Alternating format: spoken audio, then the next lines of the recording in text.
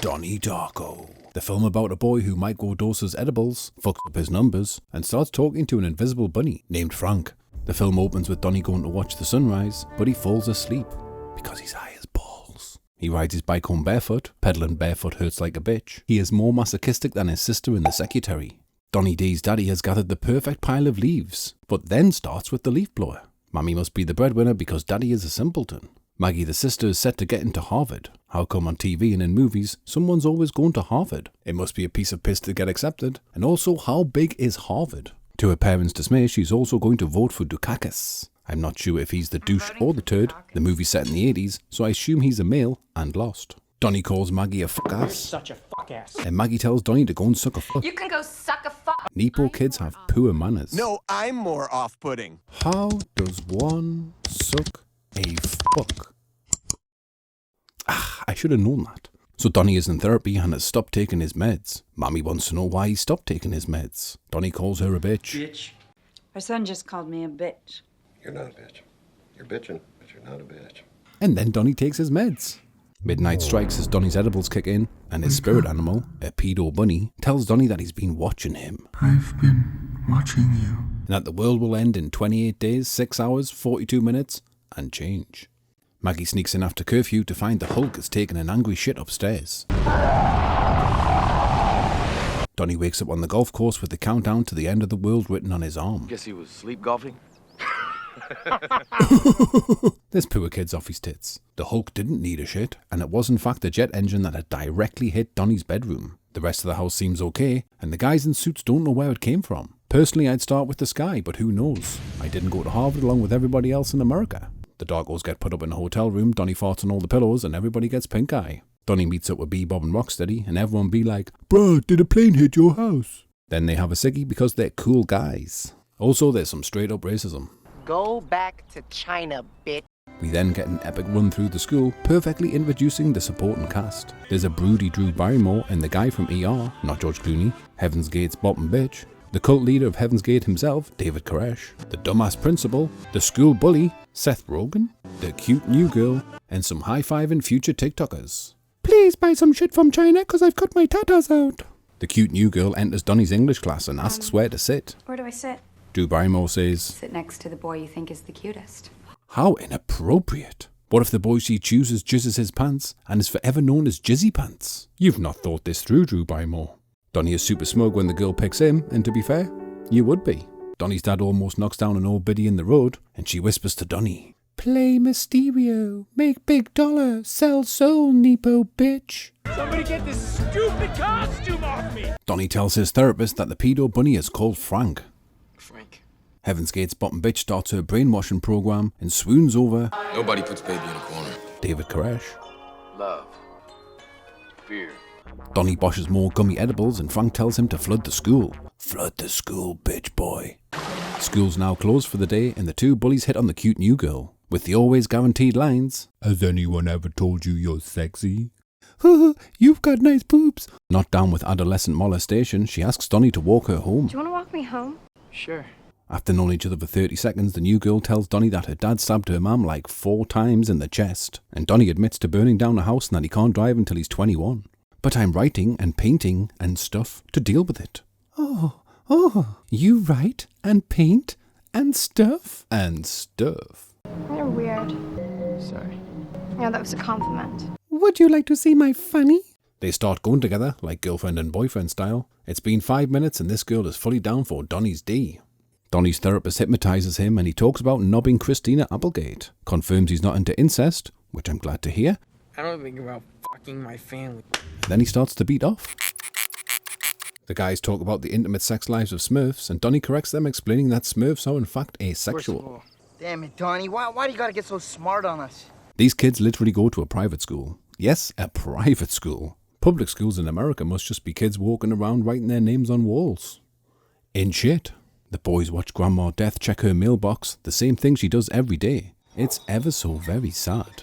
Someone ought to write that bitch. Bully boy, not Seth Rogen, pulls a knife on Donnie in the school bog. Sorry, private school bog.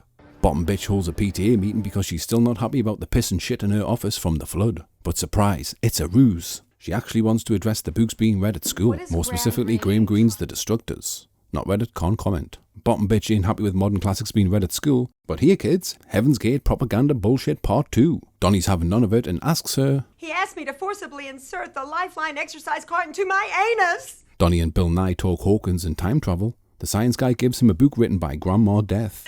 The plot thickens. All this talk of time travel is supposed to make us think that Donnie is seeing a time portal wormhole moving around his house. Or maybe he's just a 16-year-old boy nutting ropes 5 times a day. When you're 16, everything is a portal, and your dick is the vessel. Mammy and Daddy shit a brick when the therapist lady tells them that Donnie's been talking to a Nancy Bugs bunny.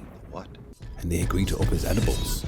This David Koresh fella comes to school in person to pick off the weak. For 2 years, I thought it was normal for a 10-year-old to wet the bed. And Donnie calls him out for being the Antichrist, which he is. Donnie goes to see Grandma Death, but she doesn't answer the door. Frank be like, go old school, send her a letter. Donnie is starting to comprehend the scientific theories behind time travel, but is still factoring in the big man in the sky. Bro, I thought you were smarter than that. Donnie finds David Koresh's wallet, and Frank gets a boner. Now we know where the Antichrist lives. Donnie and Cute Girl finally go on a date to the movies. Obviously they're accompanied by Frank. Why'd you wear that stupid bunny suit, bro? Why'd you wear that stupid man suit, bro? Touché. Frank takes off his bunny suit, revealing a bullet hole through his eye. But more importantly, he's the kid of the guy in Independence Day who got abducted by aliens. It's all starting to come together. This guy got abducted. They definitely did butt stuff to him. He nutted in some lady making this kid part human, part alien. And now he's here to recruit Donnie to become a Scientologist. Did I just figure out Donnie Darko and we ain't even into the 3rd act?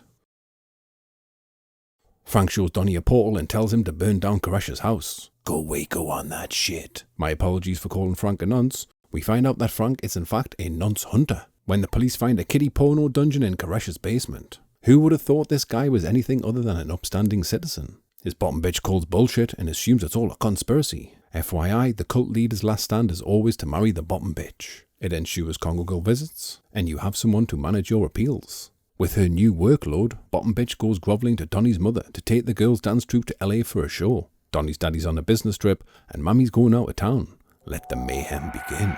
Drew Barrymore gets sacked for being a good teacher. She writes Stella Whore on the board because it's the highest compliment one can achieve within the English language. Chinese girls got the hots for Donnie D. This is the first proof that Donnie is not alone and that he's loved. This is important. Donnie tells his therapist that he's still pissed about not getting hungry hippos for Christmas when he was a kid. Hungry hippos. And that he burned down Koresh's house. That's bullshit about hungry hippos, bro. I'm sorry that you had to endure that at such a young age. Hungry Hippos, new from Hasbro. Maggie gets into Harvard, surprise surprise. I'm going to Harvard. Let's throw a massive Halloween party to celebrate. Cute Girl's mammy's done one, and they suspect that Stabby Daddy is back on the scene. Perfect timing to get your V-card stamped. Donnie shoots ropes all over the house. Midnight strikes, and Donnie's new edible prescription kicks the fuck in. Donnie tells Cute Girl and his dumbass mates that it's time to go and see Grandma Death, because some dude named Frank said so. It's Halloween, brah. Let's do this shit. So they ET their way to Grandma Death's house. Cellar door. They go in via the cellar door, only to be jumped by the 2 bullies, who are presumably robbing the house. For the record, this is the only poor writing in an otherwise spectacular film. Anyway, Seth Rogen throws the Cute Girl on the ground, and she is run over by Frank. This real-life, walking, talking human being Frank. What? Frank's real? Cute Girl is dead, so Donnie shoots Frank. Where? Obviously in the eye. Grandma Death tells Donnie that a storm is coming and that he must hurry. Donnie drives dead Cute Girl to watch a sunrise, and his mommy and sister die in a plane crash.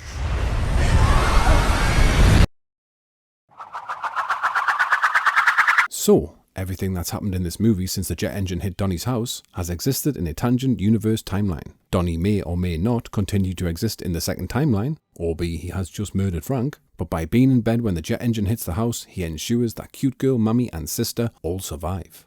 Cute Girl waves at Donnie's grieving Mammy and asks this kid who died. Donnie Darko. Who the fuck is Donnie Darko?